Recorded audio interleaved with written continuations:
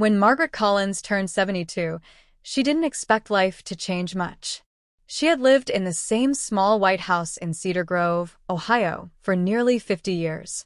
The neighbors knew her as Miss Margaret, the friendly retired teacher with a bright flower garden and a knack for making anyone feel welcome. On the surface, everything looked peaceful.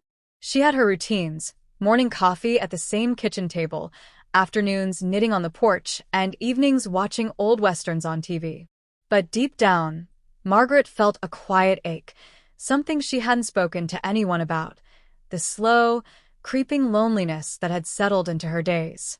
Her husband, Frank, had passed away 6 years ago, and though she had children, they were scattered across the country, busy with their own lives, jobs, and families. Phone calls came once or twice a week, visits only a few times a year. Margaret told herself this was normal.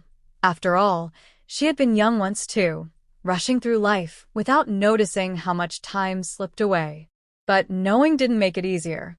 She had friends, yes, but even they seemed fewer now. Some moved to assisted living, others passed on, and a few simply stopped calling.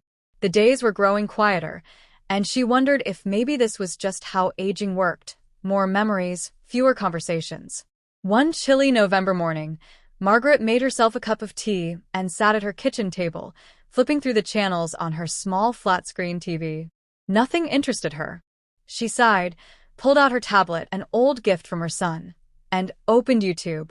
Technology wasn't really her thing, but her granddaughter had shown her how to search for recipes and craft videos. As she scrolled, a thumbnail caught her eye.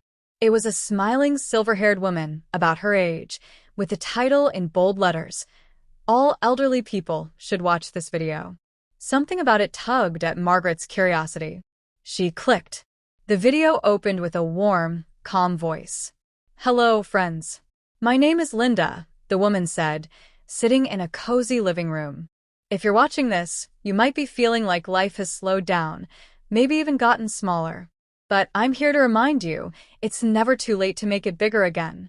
Margaret leaned closer, her tea cooling beside her. Linda spoke about the importance of staying socially connected, moving your body every day, learning new skills, and finding purpose beyond just passing the time.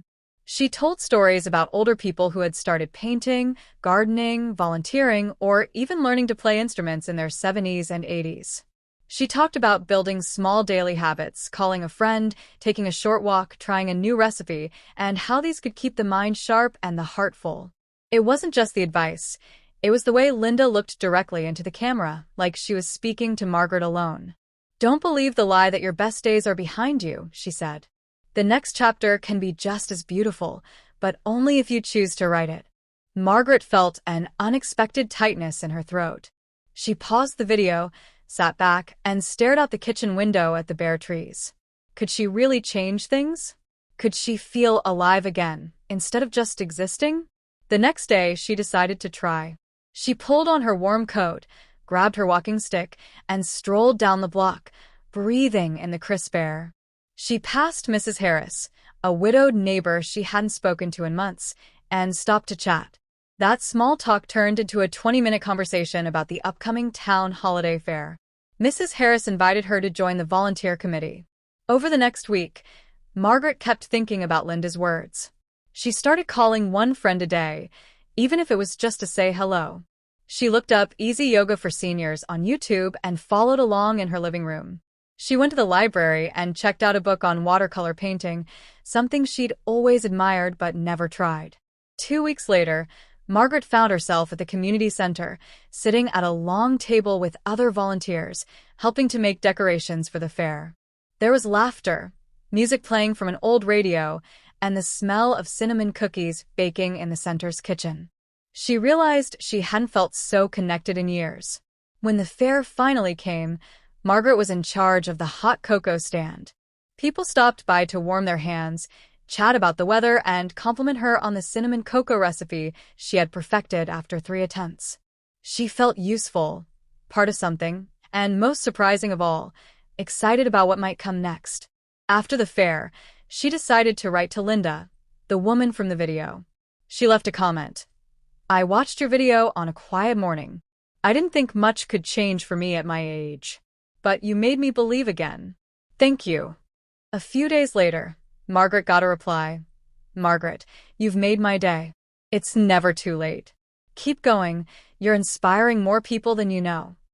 That night, sitting in her living room, Margaret thought about how close she had come to letting the rest of her life slip quietly away. Instead, she had taken a first step, then another, and each one had led her somewhere new. Maybe Linda was right. The next chapter could be just as beautiful. And all it had taken was one video, one choice, and the courage to believe that her story wasn't over yet. Months passed, and Margaret became something of a local figure in Cedar Grove. She organized weekly tea gatherings at the library for anyone over 60. She started painting small watercolors, giving them as gifts to friends and neighbors. She even learned to use her tablet to join online book clubs, where she met people from all over the country. The biggest change, though, was inside her. She no longer woke up wondering how to fill the day. Instead, she woke up wondering what she might discover. The loneliness was still there sometimes, but it no longer defined her.